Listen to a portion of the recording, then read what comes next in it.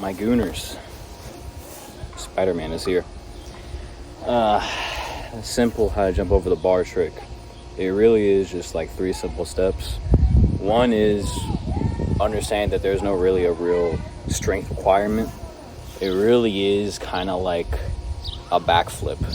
A backflip is just like 10% skill, 90% balls. So if you just go for it, like 90% of the time you'll land it. It's not really that hard. But where people mess up is that they get too much in their head when they're looking at it. Listen, if you can do a muscle up or even a few dips, you're fine.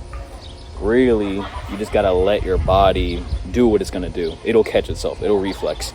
So it's kind of like when you're walking on a beam, and you're walking on a beam normally easy, chill, but as soon as you put that same beam on like a 10-mile story up high, and you walk the same beam, all of a sudden it's 10,000 times harder. It's the same beam, but it's just the difference is height, and that height makes you think, I forgot how to use my legs. So that's kind of how I do it. But really, where people do it and they mess up on is when they're here, they try to like force it, like they use all their dip strength to get up there, and there's no strength. If it's like strenuous and you haven't done it 1,000 times, there's no reason why your muscles should be fatiguing. You need to just pop.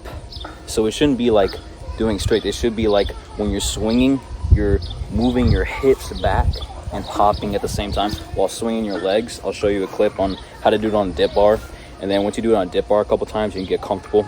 I don't really have a dip bar set that's like super long and stable, but I'll show you like the movement, like the pop. You really just need to pop off the bar. Don't really think about it. So I'll do like a couple on top. Might not land it because it's been a while since I've done that trick, but it's pretty simple. But yeah, it's pretty simple. No real strength. It really is just practice, and let your body do its thing. You just pop up. I'll do one on like the side view, but really all you want to focus on is don't focus on how to get in it, because you can do muscle ups, you can do a pull up, or you can do whatever you want.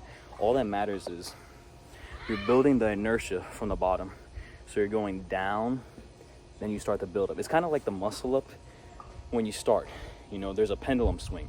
You don't pull the muscle up from back here because it's going to be impossible to generate enough power and go up there. It's easier to start from back here than use that extra space as momentum to get up there. So it's the same thing.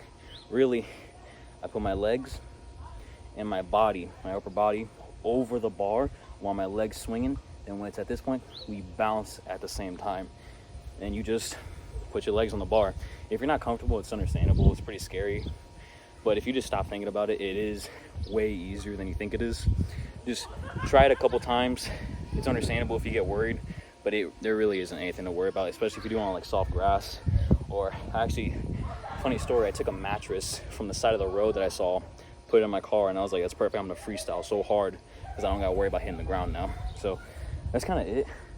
Really swing, just get on the bar, swing, pop at the same time, and just shove your legs on top of the bar. And it's okay, sometimes you could probably just do a toe, maybe 1 foot at a time, which is okay, and you might hurt yourself.